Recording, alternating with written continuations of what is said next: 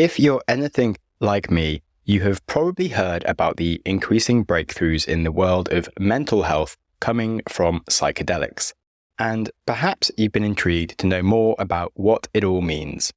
You may have even heard terms like Oceanic boundlessness tossed around and found it a bit odd.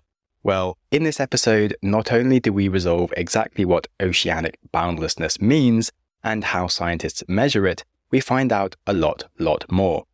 On the show, we have Gabriel Charalambides, which I've hopefully pronounced correctly. He is the founder of Odyssey, the first psychedelic retreat opening in Oregon, America, offering legal retreats and individual psychedelic experiences for individuals under a controlled setting. We discuss where the science of psychedelics is in terms of its impact and who it is and isn't for, and what are its limitations. We dive into mental health and other issues like OCD and personality disorders like borderline and narcissism. We go on quite a tour, digging into what's going on in different parts of the brain and how a loss of ego even comes about, as well as things like who are those people that will be there to guide you on a psychedelic experience, and why do they become a spiritual guide in the first place, and what are the sorts of qualifications and background that they need. Considering that Gabriel runs an organization for psychedelic experiences, I really like that he wasn't trying to push psychedelics as a cure-all for everything, and he was really open-minded about its limitations and where the science doesn't yet have answers. And so it was a great deep dive into what we currently know and what we're still working out. And I think it will give you a really solid understanding of what happens on these retreats. So hello and welcome to the Growth Mindset Podcast with me, Sam Webster Harris, and I hope you enjoy the show. That's not just the sound of that first sip of Morning Joe. It's the sound of someone shopping for a car on Carvana from the comfort of home. That's a good blend. It's time to take it easy, like answering some easy questions to get pre-qualified for a car in minutes. Talk about starting the morning right. Just like customizing your terms so your car fits your budget. Visit Carvana.com or download the app to experience car shopping the way it should be. Convenient, comfortable. Ah. Man, that sunset is gorgeous. Grill, patio, sunset. Hard to get better than that. Unless you're browsing Carvana's inventory while you soak it all in. Oh, burger time. So sit back, get comfortable. Carvana's got thousands of cars under $20,000 just waiting for you. I could stay here forever. Carvana, where car buying meets comfort meets convenience. Download the app or visit Carvana.com today. I do like to ask at the start, how do people define growth mindset for themselves? I was also reading about some of the studies that you sent me, and they talk about oceanic boundlessness as a scale. And I was wondering how you define oceanic boundlessness and if there is any cross between the two of growth mindset and oceanic boundlessness. Cool. I like it. All right. So taking that in order. So growth mindset, I would define it, at least for myself, as just this attitude that you can always do better, that you can always grow, that very few things are truly fixed and finite, and that you have this attitude that barriers are challenges and things that you can overcome rather than insurmountable objects. Then that's very healthy, and just going through life knowing that let me continuously try to do better and know that I can do better, and that oftentimes effort and persistence matter way more than innate ability or something else. Then that's kind of, embracing a growth mindset. And oceanic boundlessness, it'll be interesting to hear me try to combine these two. I haven't thought about their analogy before, but oceanic boundlessness, there's, in a lot of these psychedelic studies, people have what I refer to as mystical experiences. And then the research community has been trying to figure out how to measure a mystical experience, because they have found that people who have these mystical experiences tend to experience enduring change in some capacity. And so there's a number of different elements of a mystical experience. One of those is oceanic boundlessness, which I love as a research question, research scale. But it's really the sense that the universe is vast and that there isn't this separation necessarily between yourself and the world and the universe. And so a lot of people have this sense that their ego or their sense of self can kind of dissolve and then become one with this very, very expansive existence. It gets a little out there, and I think anything related to spirituality can be hard to put into words or to define, but oceanic boundlessness is, related to this unity and expansiveness with everything around them and with the universe. And let's see. Okay, let's try to compare growth mindset and oceanic boundlessness. In some sense, my first sense is that I can think of them as quite different in a sense. Like, I do think that having this unifying experience can be enormously beneficial for folks. So in some sense, it can lead to a lot of growth and kind of the way you view yourself. And that changes just the way you interact with other people. So I do think it's a very strong growth tool. But on the other hand, I think growth mindset is in some sense fairly self-oriented, which is, what are the ways that I can do better, or I can overcome this thing, or in some sense, the ego feels more involved and it's about how can I be better? And oceanic boundlessness is almost the opposite, which is, the ego disappears and separates and you're just kind of one with everything. I actually quite like that I asked that question. I felt like I intuitively understood oceanic boundlessness, but then the way you explained it colored it in way more detail down a direction I probably wouldn't have gone quite so far in. I was definitely feeling ideas of like limitlessness or just possibility, which you could associate a bit more with growth mindset in some ways. So it was good to hear that it's more ephemeral, loss of self. So thank you for answering a hard question. That was fascinating. And I also was reading about anxious ego-dissolution, which I thought sounded interesting, and I probably would also mess up if I tried to explain it. But could you explain more about that and how it comes around? It's not too dissimilar from oceanic boundlessness, and that it's still tied to the same idea, which is, during these experiences, many people have this feeling that their ego dissolves and that these normal self-referential processes, what am I going to do in the future, worrying, ruminating about the past, really just any thoughts about the self kind of dissolve. And you no longer can fully identify what is me and what is the world, where is the separation? And it's really just experience. And that can be either really beautiful or really scary or both. And so sometimes if you don't have a sense of self and you don't have a strong ego, that can feel destabilizing. That can feel like, well, then what room do I have to stand on? And so people can experience anxiety going into that. And then often that then becomes this like really beautiful experience where people feel a lot of love and a lot of unity, and they're not so worried that the fact that they don't feel like a separate self anymore. But it's often accompanied by anxiety, especially on the onset. Do you think there's any pairing between the two in terms of psychologists often try to pair anxiety with excitement for people who are trying to give a speech or something? Is there anything like that, do you think, going on? I mean, it's certainly the same force. Yeah. And I very much agree that there are oftentimes there's some energy, and that can be interpreted in multiple ways. That can either be interpreted as, I'm about to give a speech and my heart starts racing, and that's either nervousness or excitement, depending on how kind of you interpret it. The sensation is this dissolving, which again is quite hard to articulate exactly what that feels like. Ineffability, like the inability to describe this, is another key part of the mystical experience. So all of this is going to sound a little esoteric, but that's the core sensation. That's the core feeling. And that can either be very scary or it can be very peaceful and beautiful. So for sure, it does come down to like, okay, what is the lens through which you're interpreting this? What is your general attachment for things to be a certain way? Why do you think we are so attached to our ego, and yet there is an ability for us to experience the loss of it using things like psilocybin? It just seems sort of strange that we couldn't just have less of it in the first place, or that we need a tool to help us be unlocked from it.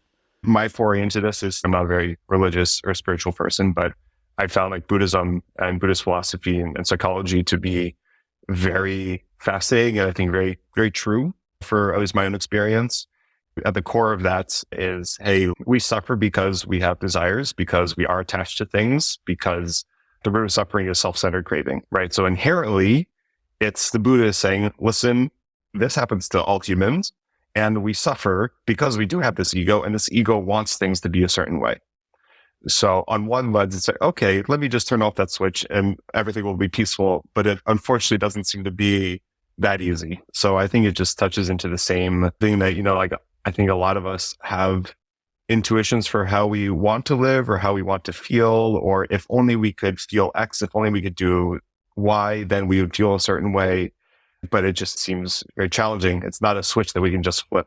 And it's something that we have to continually try to grow and cultivate and work on. And for many people, that's a very kind of spiritual growth path, personal growth, spiritual growth. But I think it's kind of classic. There's probably an evolutionary reason why we have it, where if we didn't have this drive to get things, to acquire things, that we might not search for food, that we might not do the survival skills necessary to live. But it doesn't mean that it's ideal for psychological well-being. Yeah, we're full of evolutionary relics that aren't that suitable for the world we live in today.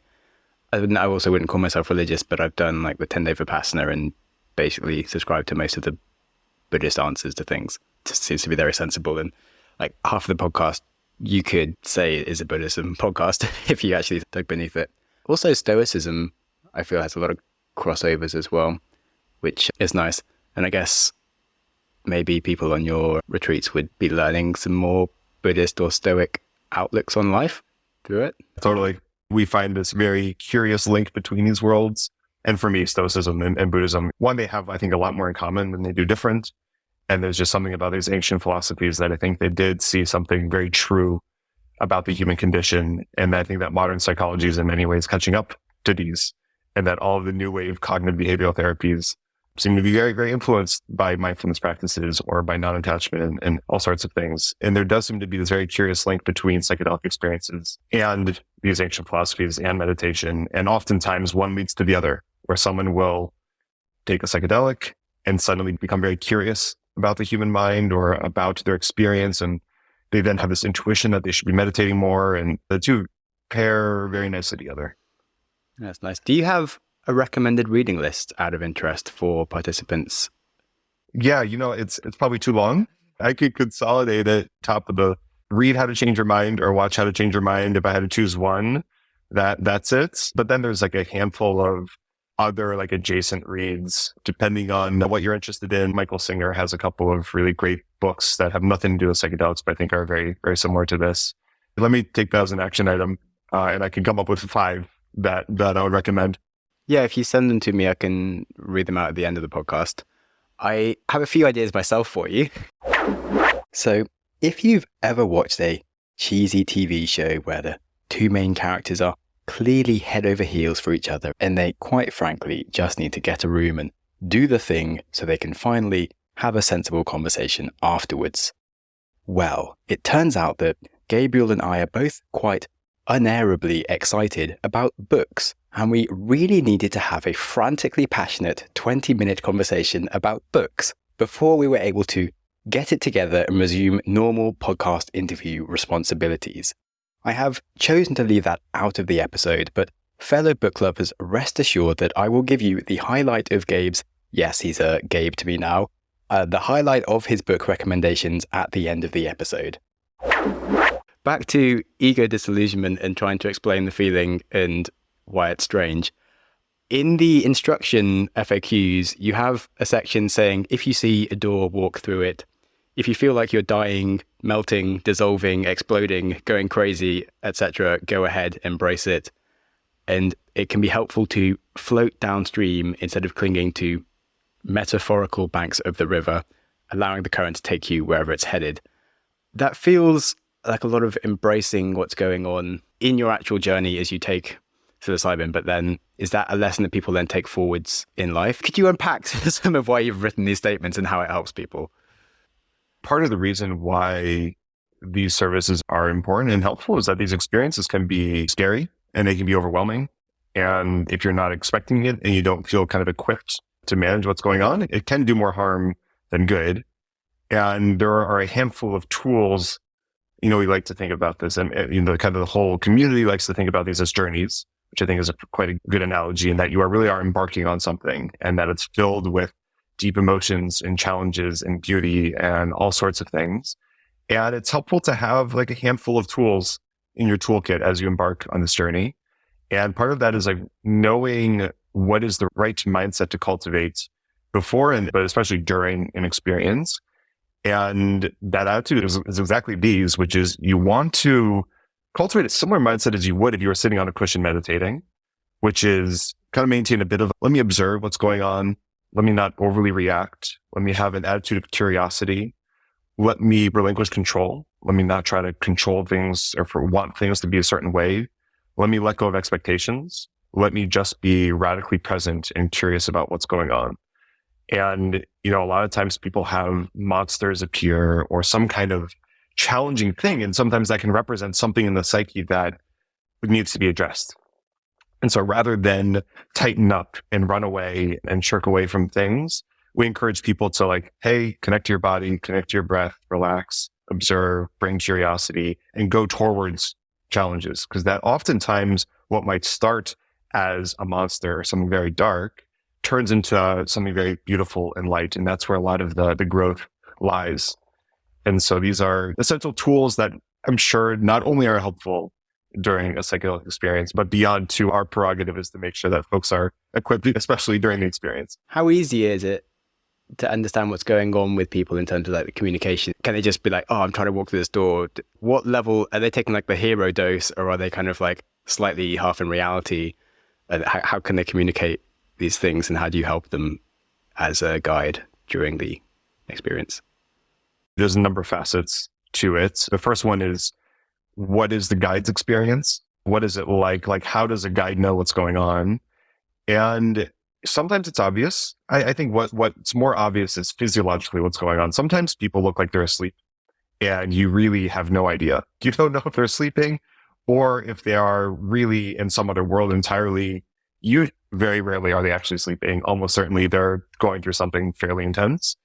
Sometimes it can be more mild, but some of the time you have absolutely no idea.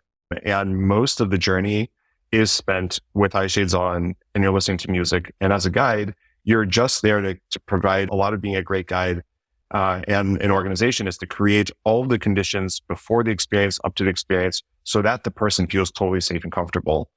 And then you really act as more of a facilitation type role rather than steering their experience. So in the moments, they might be just laying there, not doing too much. Sometimes it's pretty obvious, not necessarily what the contents of their experience are, but that they're going through something intense. Their hearts can start beat quite fast, over 120 beats per minute just sitting there. And so oftentimes that's accompanied with anxiety. That means they're going through something. Yeah, we have no idea if they're facing a monster or if they're just generally freaking out or what it is, but oftentimes that there's a palpable noticing of anxiety. Sometimes there's a massive smile on their face. And so again, the contents are unclear, but they're experiencing love and boundlessness and going through something a fairly ecstatic. And then some of the time people do get overwhelmed and they need to take off their blindfolds and then interact with us or with the guides. And then those are the moments that being a great guide is really important to help someone calm down.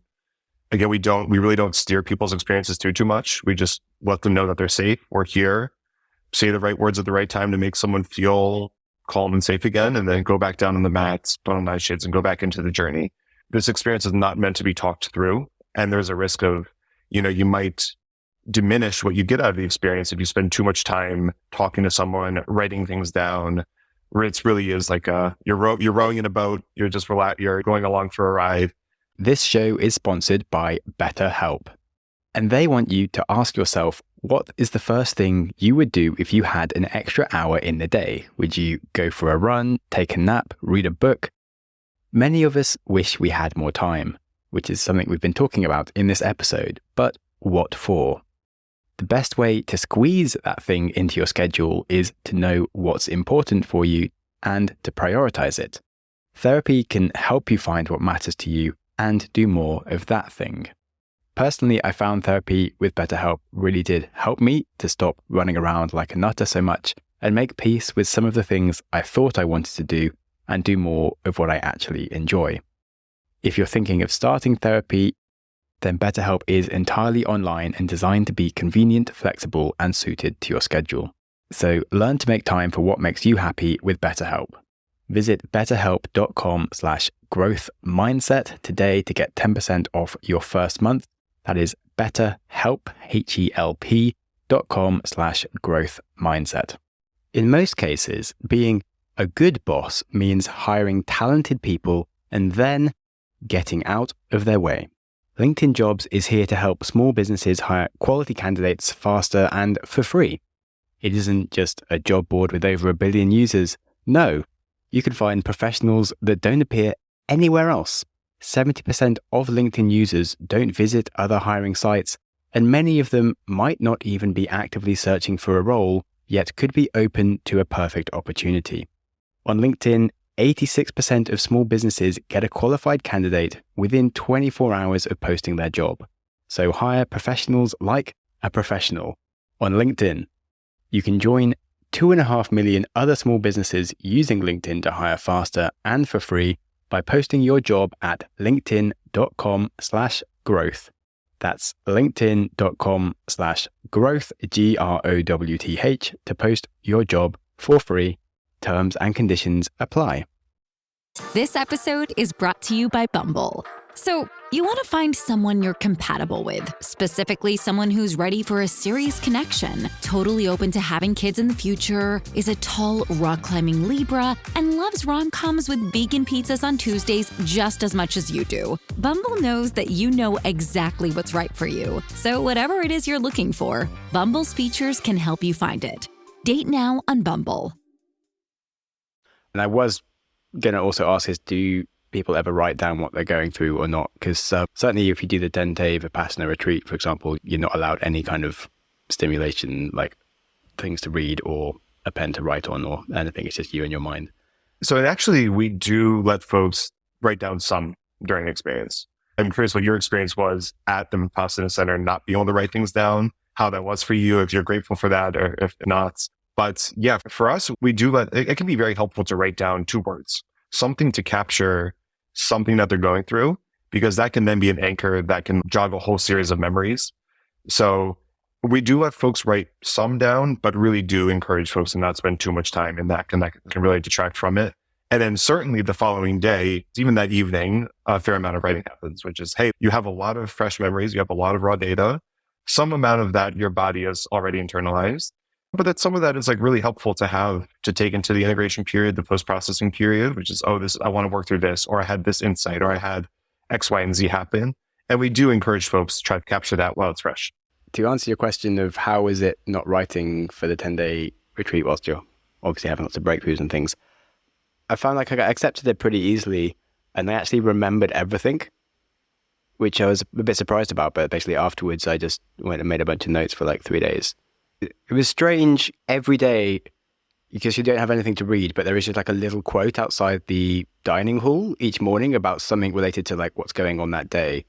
And it felt like I was having this crazy individual journey of doing different things. And then like each day the quote would somehow be relevant to kind of like the place where I was at in terms of kind of like day 5 or day 6, who said something about like a burning man. And that was the day where I had like the weird, my entire body felt like it was burning on fire day, and I didn't even notice it until after I just had the session, and I've just read the quote about like, oh, you'll have the burning fire man day. I was like, what? I thought I was being unique with my mental experience all by myself, and which was kind of funny. But yeah, I definitely had a lot of memory through that. But the second time I did want to write more stuff down as I was going through it, and it's definitely a confusion in my own sort of just general meditation of letting yourself interrupt halfway through, because you have so many different ideas that do kind of get lost if you don't record them, versus is the meditation actually about letting go of like your constant striving to have ideas and be more at peace with yourself, opposing forces going on. You mentioned the word processing, which we'll get to in a second. I just wanted to ask, because you also mentioned heartbeat, do you have any monitoring devices on participants during the process? No, we encourage folks to not wear too much, because I think the more you add, the more you risk of taking away from the experience. So yeah, it would be fascinating to like, let's look at everyone's heartbeat over the course of a journey.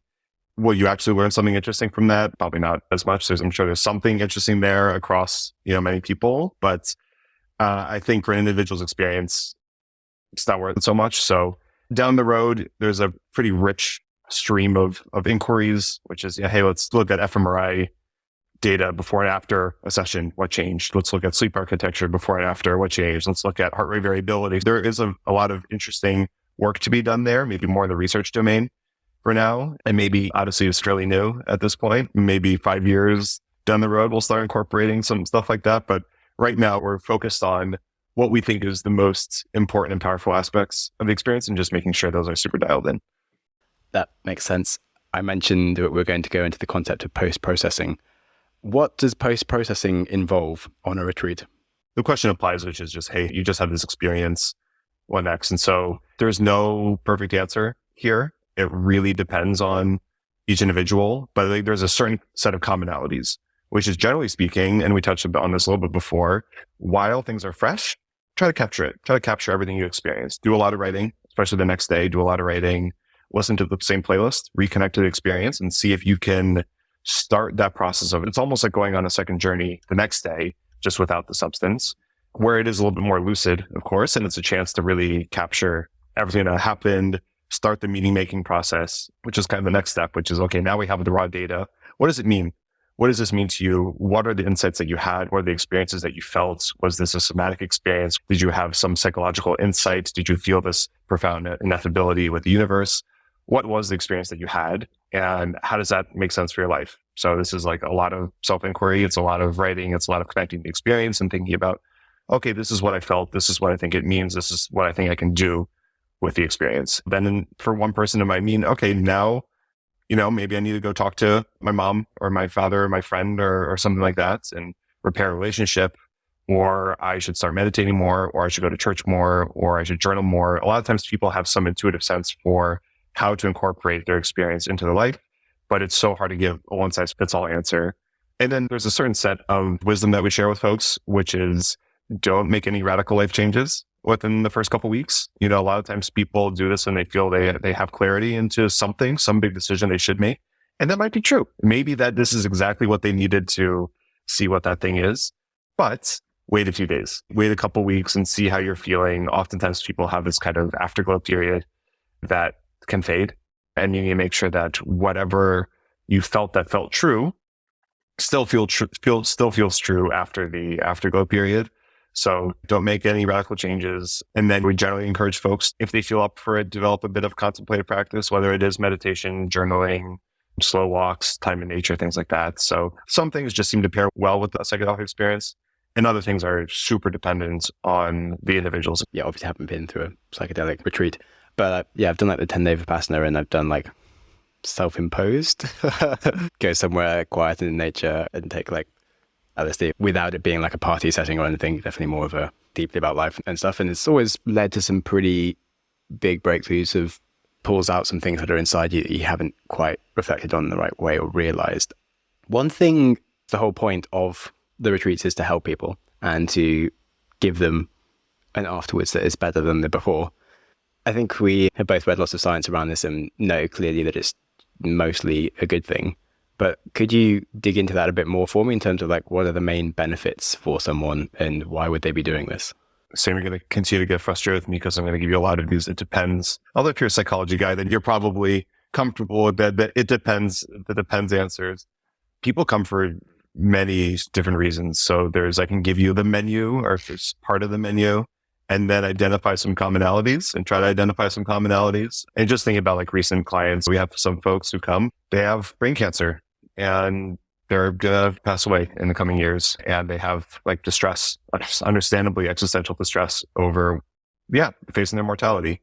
And psilocybin tends to be like very good at helping people address their mortality and come to terms with the fact that they're going to die. And a lot of times people, not all, but oftentimes people report that they don't fear death nearly as much as they did before. Or another one used to have breast cancer and no longer does, but still lived in daily fear of this recurrence, went through an experience, and that daily fear just disappeared, which is just so beautiful that can happen. So one of them is this, generally speaking, around death. And it's hard to identify what's common here, but another person we had come through recently really struggled with OCD, like very much so. It's one of those challenges that people don't realize how much it can impact someone's experience and just how much both mental bandwidth and hours of the day that it can take away from someone engaging in obsessive type thinking and behaviors and needing to do things in a very particular way.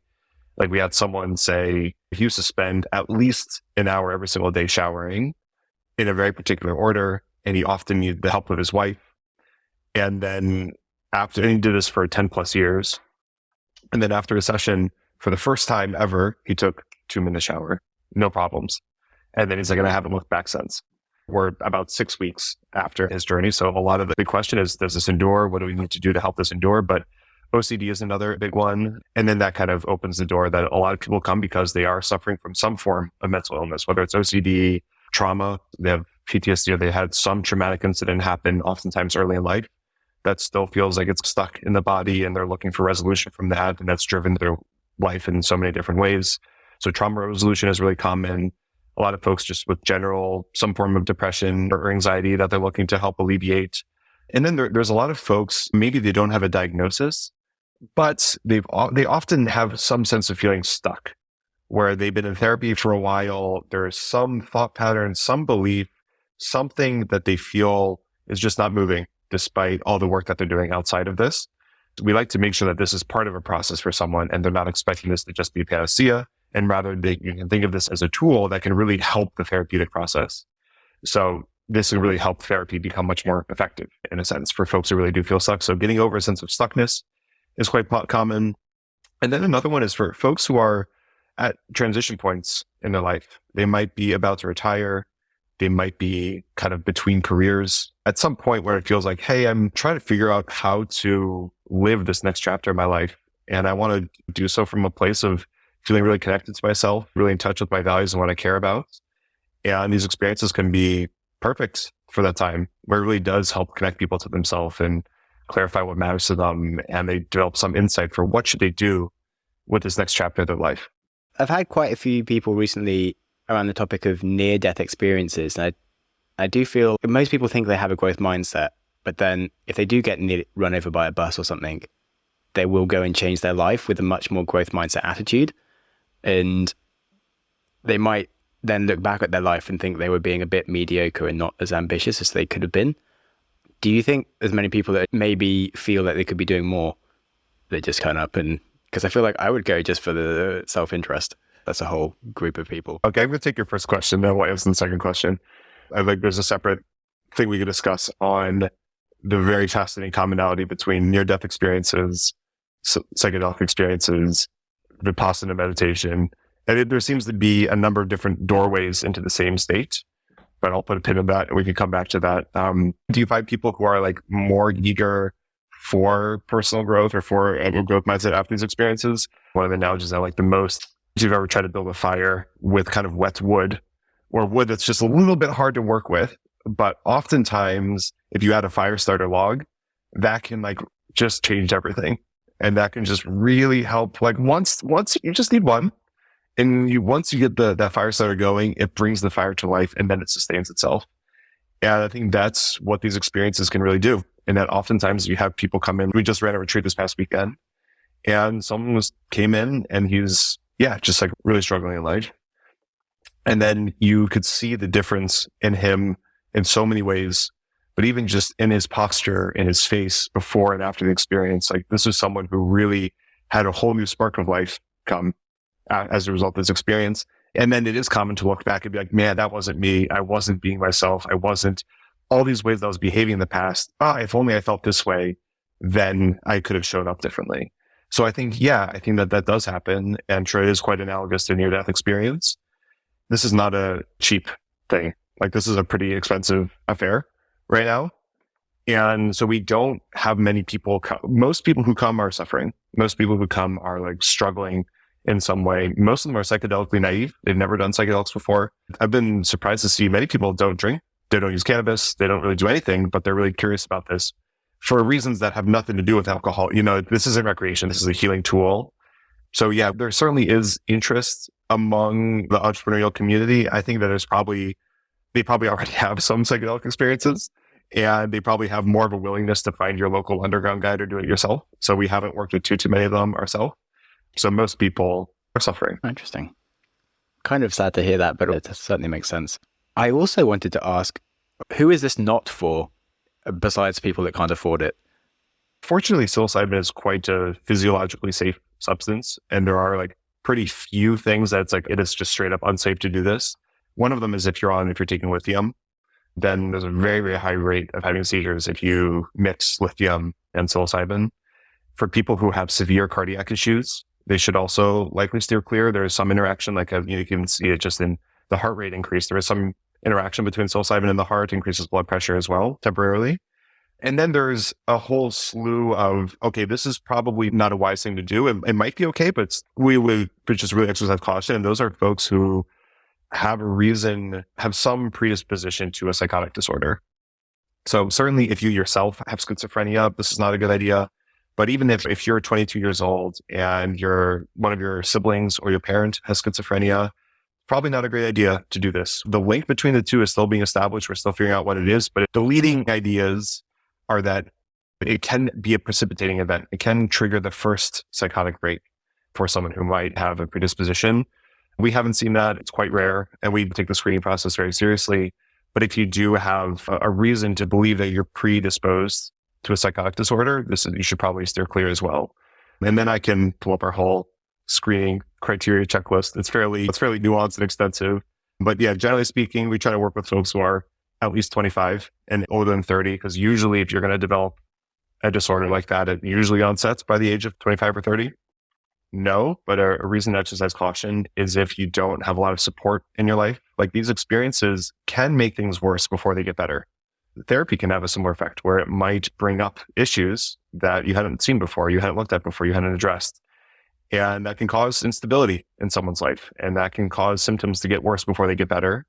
And so you want to make sure that you have folks who have loved ones in your life you can talk to about this experience. You have a therapist that you can work with, someone that you can work through these issues. We provide support ourselves, but we don't become someone's forever therapist. So we try to support people as much as we can and then hand them back off to whatever their support network was before. So it's important to have a support system and then generally have healthy expectations, where we like to make sure that people, like, this is part of a process for folks. People are not expecting it to be a panacea.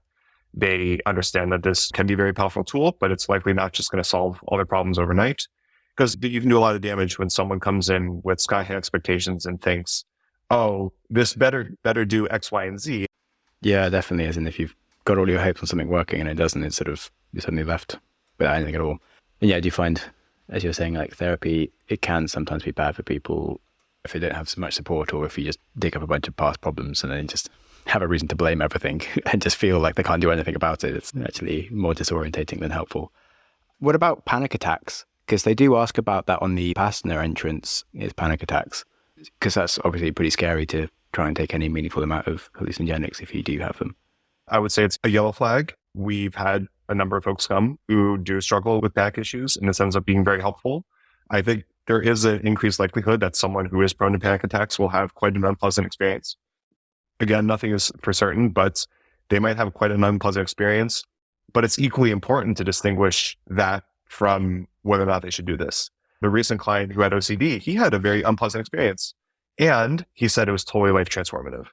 So just because we think someone might have a pretty unpleasant experience doesn't make me think that they shouldn't do this. What is really going to steer our opinion on whether or not we would work with someone is, do we have a strong conviction that this is going to be beneficial for their life after this experience? So yeah, panic attacks, not a hard exclusionary criteria. Is worth clarifying that this might be unpleasant to make sure that they come in eyes wide open, but it's not exclusionary. What about borderline disorder? And is there much evidence of it helping? Because that's generally a thing that gets better with age. Like you said, like, you're talking about issues that appear before 30. Borderline's more something that appears and tends to recede as you get, but I'd imagine it could be really helpful, but also someone that sort of struggles with emotion regulation could also be actually worsening. Yeah, and that's actually one of the criteria that I didn't get into and didn't mention is, right now we don't work with folks with borderline. And the general thinking is that it can make it worse. There's a high likelihood of making it worse. Like, it really can. And I think for the same reason that it can make folks bipolar, like, it can trigger kind of these manic episodes. So maybe it can. There's an interesting study being done at UCSF looking at using psilocybin-assisted therapy to treat bipolar type 2. So there is some, it's not BPD, but so I think it's too early to say for sure. But we do know, at least amongst anecdotally among the community and research community, is that it might, in working with folks with personality disorders like borderline, it's tricky, and we're still figuring out if it's safe. And so right now we're erring on the side of caution, and we generally do not work with folks with borderline. And how about narcissism? Because you'd imagine if someone's just got a few narcissistic traits, it could be really helpful for them to have some ego-dissolution. But I wonder if someone's full narcissist, that it would just be like a weird, not helpful experience. Maybe, I'm sure there's something interesting here, but we haven't had anyone who has narcissistic personality disorder be interested in coming through. I'm sure there's something there. Generally speaking, any sort of personality disorder is a yellow flag with these experiences. There's certainly risk if you have the narcissistic personality disorder, both to be consuming it and to be a guide, where there's a lot of ego inflation that can happen during these experiences on both sides. And so you need to be very careful about the guy that you're working with.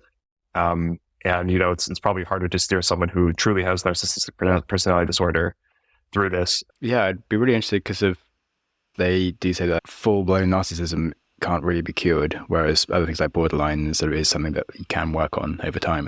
So I do wonder if this was something that could cure narcissism, that could be amazing. But who knows? Yeah. You did mention being a guide, which was something I did actually want to ask questions about. What are the requirements for being a guide, and what are the reasons people get into being a guide? Question 1, requirements. So there are the Oregon Health Authority's minimum requirements. You need to go through a specific training program, which is on average only about 6 months or so, which is, if you compare that to your average amount of training that other mental healthcare providers, or really any sort of provider goes through, it's fairly minimal. And granted, Oregon's framework, separate question, is not medical, technically. We can go into that. So it's about a 6-month training program, and then just your high school diploma. So the minimum requirements are quite low, which when I saw that, I think it's neat, but also scary, which is like, hey, it really matters who your guide is, and you want to make sure that they're great. Now, the onus is just on us. It's on other service center operators. It's on folks to say, hey, who are we going to hire? Who do we feel comfortable working with? And so we have a mix of folks on the team. Some are PhD clinical psychologists who've been trauma therapists for 20 years. Other folks don't have healthcare backgrounds, but just seem to be like really talented at this. And what you want to see is someone who has a very calming, warm, caring presence. Is very comfortable with the intensity of these, has a lot of experience. We work with guides who were working in the underground before this pretty extensively, are very careful not to push kind of dogmatic views on folks. Like, there's a lot of strange spiritual beliefs that people implicitly or explicitly push on folks through their practice. And so you want to make sure that someone is wise, is seasoned, doesn't push views on folks, is calm, is caring, is professional. It can be tough to really suss this out. But yeah, our team is pretty diverse across training backgrounds. My cousin, she works in like a special needs school, and she is so good at calming people down and just like accommodating whatever's going on with someone's feelings. Do you get many people from that sort of background? I would say there's still a fair amount of mental health professionals who are interested. One of our guides, she did a lot of work as a domestic violence support person and doesn't have a mental health care provider credential, but she's just been around a lot of really hard situations before and does have a gift for diffusing, for calming. And, I think we will find that there are certain professions, whether it's being a nurse or some of these other professions, that folks have a gift for really calming folks. And I think they make great guides. Okay, cool. Back to more like psilocybin, what's going on in your brain and like the default mode network. Like, how does psilocybin affect it and create these better outcomes and different states of thinking? There was actually a pretty interesting Nature paper published recently by Professor Goldolan. She said, hey, it looks like psilocybin opens the critical learning period. So, the period in our lives where it does seem knowledge is absorbed more rapidly and the whole brain is just in a more plastic state, it seems like psilocybin can really reopen that. And so before that paper, the general thought is that it can increase neuroplasticity, which does seem to be true. And then this paper just furthered that hypothesis. However you look at it, it does seem like it makes the brain more amenable to change after these experiences. And that's why some of the habits were harder to change before, that you could have changed before, but suddenly are easier after. Or the beliefs that were just hard to change before are easier to change after. And there's a handful of kind of helpful analogies here, whether it's, hey, your brain can think of your brain as, and you've probably heard this one, your brain is, a ski slope with certain tracks that have been ridden on. These are thought patterns that have been deeply ingrained into your brain, and that these experiences can act as a fresh sheet of snow to help form new neural pathways. Or the other one I like is metal worker. You have a kiln that you heat up metal and you have this unique window after when the metal is still hot to reshape it and remold it into a shape that you want it to be. So yeah, choose your favorite analogy, choose your favorite piece of literature, but it does seem like after these experiences, the brain is in a more plastic state and the things that you want to change become a little bit easier to do so. You just go through life, your brain just pings default answers to things and you're like, why? There is infinite answers I could be coming up with. Why do I always go towards this thing? You did say default mode network. So just to touch on that a little bit, as I'm sure you and many of your listeners are aware, the default mode network is the part of the brain that's active when you're not engaged in something. It's often where you're ruminating about the past, you're worrying about the future, you're just somewhere other than the present. And a lot of times people who have psychological issues, illnesses, have overactive default mode networks. And it seems like quieting down this part of the brain, and this is also where if the self lives somewhere, it seems like it could live in the default mode network. So because a lot of the self-referential processes seems to be engaged there. And there have been some pretty interesting studies that have compared the brains of seasoned meditators and those of folks who are on psilocybin. And it does seem like it does similar things. Both of them can quiet down the default mode network. That is super fascinating. So is there much connection between the default mode network then and the ego? If you say it can be like the self in many ways. Yeah, I would say at this point, we're firmly in the category of, I think maybe we can't say for sure, but yeah, it seems like this seems to be a lot of, overactive ego. What is it doing? It's thinking about itself. It's thinking about the future. It's thinking about the past. It's worrying. It's ruminating. It's doing all sorts of things. All the classic things that it's wanting things. And it seems like that is a lot of activity is what goes on when you're not present, when you're not engaged in something. And that's what the default mode network is. Do people find it easier to break into flow states afterwards? I would say anecdotally at this point, we don't have enough research to say that that'd be an interesting study if we could measure, hey, how much time were they spending in flow before and after an experience? I would hypothesize that yes, for that exact reason, that you're now more deeply immersed in the present. And that's exactly what flow is. I think the default mode network is probably almost entirely off. I'm sure not entirely, but nearly. And so, yeah, I would hypothesize that the answer is yes, although can't say for sure. And backtracking to disorders and treating people, do you have many people with ADHD? Because I have ADHD and sometimes take drugs, but it's not my favorite. I did find actually therapy for it was super useful. Doing things like meditating, getting back into like my head a bit more is incredibly helpful, but also really hard to do if you just try and start meditating. Like I had no benefit from meditating until I went and did like the Vipassana retreat, really. Wow. Doing something like crazy next level was actually really helpful. And imagine also doing something like a retreat in psilocybin would have some similar benefits of realizing what my priorities are and being like, okay, I just can just ignore all this shit. But yeah, I don't know if you have any experience on that area. I would say we're starting to have more folks who are say, hey, I have ADHD, can you help? And the truth is, I don't know. It's not a researched area yet. So at this point, we can kind of, hypothesize that it might, but yeah, we definitely can't say like that. This is, we're very far from saying this is a treatment for ADHD. I think it's one of those things like, instead of thinking it as a, can you cure ADHD? It's more, can you get the person to come to terms with their life and do something that interests them better? Because ADHD is not so much of a, can you get better at this thing? It's more, okay, you're good at lots of things. Go and do the things you're good at and enjoy them. Like, I like geeking out on science. I like talking to people. I like creating. It's not that hard for me to run a podcast, but trying to have like 1 million calls a day and run a business was actually really stressful for me. And there might be ways I could still be involved in business if I'm working in a team where I'm allowed to be a bit weird and do odd stuff. But actually, if I have to 9 to 5 office laptop all day, it's not going to be within my strengths, even if I am technically good at all of the different tasks I have. If I was just doing one of them, but trying to like manage myself becomes chaos. Like I definitely had some breakthroughs actually on shrooms of what my problems were, even though I didn't even know I had ADHD back then, and went into a direction that was better for me. So yeah, I don't think you can solve people's ADHD, but you might actually give them some like life breakthroughs to do something better. I mean, I'm curious about the, like, if you found that a silent meditation tree, I don't know if it was because of the intense amount of focus, but it does seem like that was addressing something to do with attention, something more than just value alignment and activity alignment. And I suspect that psilocybin could, anytime meditation helps something, I think there's a chance that psilocybin could help it too. So there's one thing that I think you might somehow get a breakthrough, but in a different way. So one of the issues with the 10-day meditation retreat is the pain of the 1-hour meditations where you can't move at all. But one of the big learnings is to observe your pain and let go of it and be like, yeah, I think I'm going to have a broken leg and never walk again because it's so damn painful.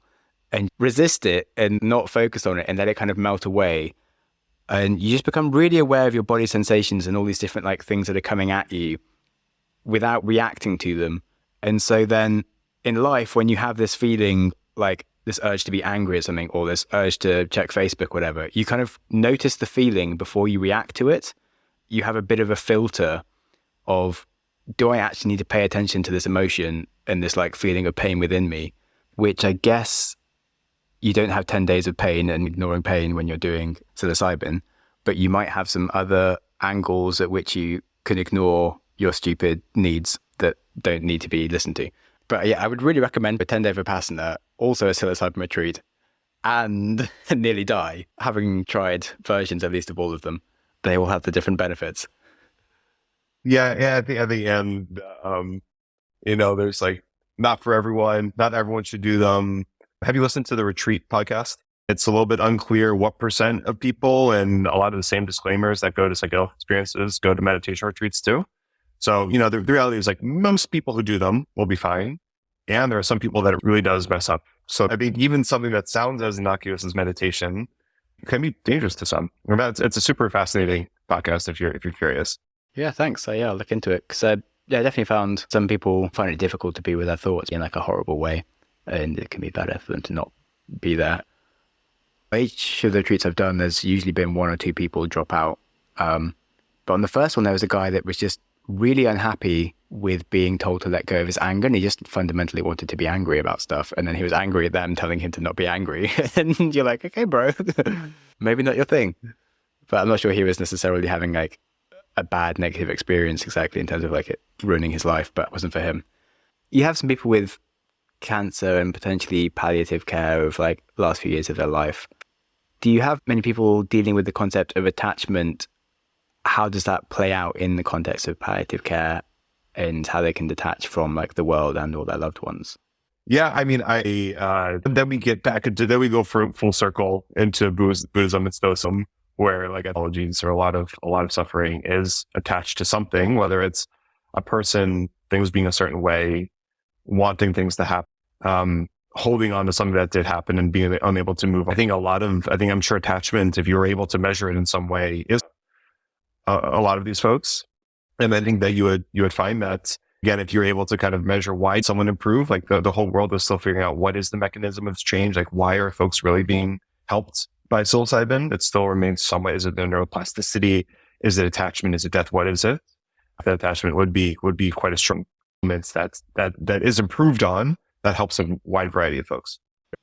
Do you have many people with relationship issues that come to try and fix their anxious attachment style, etc.? They don't identify it as, I want to address my anxious attachment style, but we are having more and more folks who are, wanting to do this as like we have one where like, hey, we're going to be getting married in 4 months. And this is like to shed. It's not as much about to address particular dynamics between them, but more or less, everyone comes into a marriage with a lot of baggage, with a lot of stuff that inevitably affects the relationship.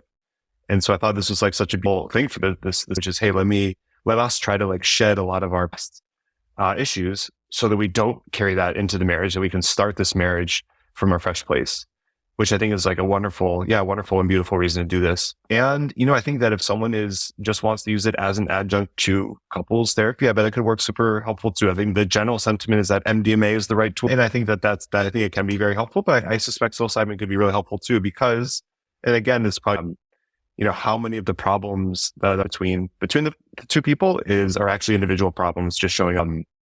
And those can certainly be helped with psilocybin. And I'm sure dynamics between the two, again, just everything can be traced back to, and then I think a lot of those things can be helped with psilocybin. Can you just briefly explain why you would expect MDMA to be more beneficial for relationship Because this is, maybe it's a bit of lore, but the thought is that before MDMA was called ecstasy, it was called empathy.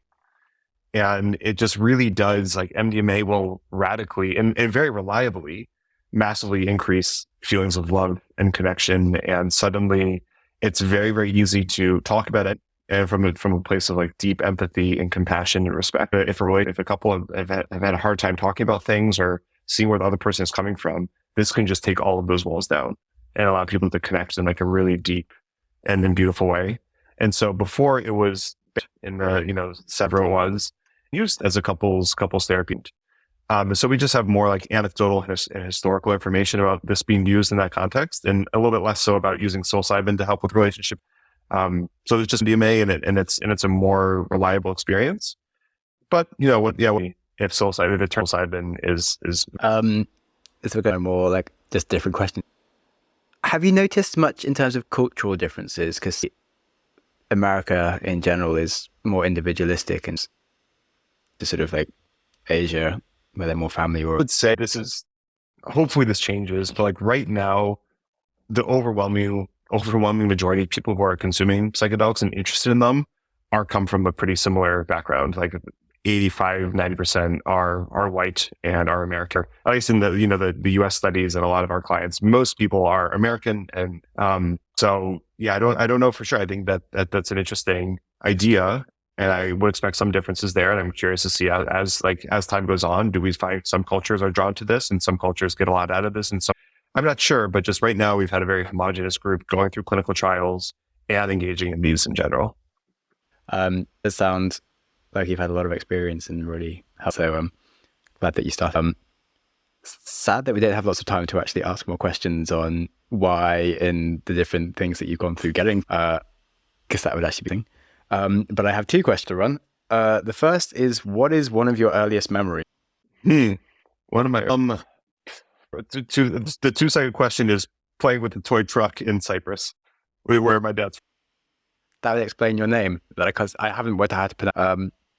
Or no one does. It's Charalambides. Whoa, cool. That's perfect. The other question is, what is one of the kindest things someone has done for you? Ooh, some of the kind of things people have done for me. Oh man, yeah. I have to go through like different phases in life. I think first thing comes to like my parents, and just like providing me with like a really wonderful, loving, beautiful child. Yeah, I think my super supportive brother too. Like, thinks of me and does all kinds of wonderful things for me. So I think it immediate is just a very kind. I think about teachers and professors throughout my life that have like encouraged me. Acknowledge that I sometimes have some different interests, and started as an aerospace engineer, and now I'm doing this psychedelic company. So a very different path. And I've had a lot of teachers and mentors that have helped guide me along the way and volunteer their time just out of the goodness of their heart. And then in running the business, a lot of folks have just, offered aid and assistance, that I found that this is area with a lot of big hearts, and people volunteer their time and they help and they care about. And I'm very lucky to hear that in a multitude of ways. Nice. Yeah, resonated. I've done lots of different things and found people seem to be passionate about the thing I'm doing at the time, and they're like me. So good luck to you. It sounds like you're doing some really good. I can see it. How it's nice to see people. And thanks, Jeff. Appreciate you having me on. You're welcome. Well, I hope you enjoyed the conversation as much as I did.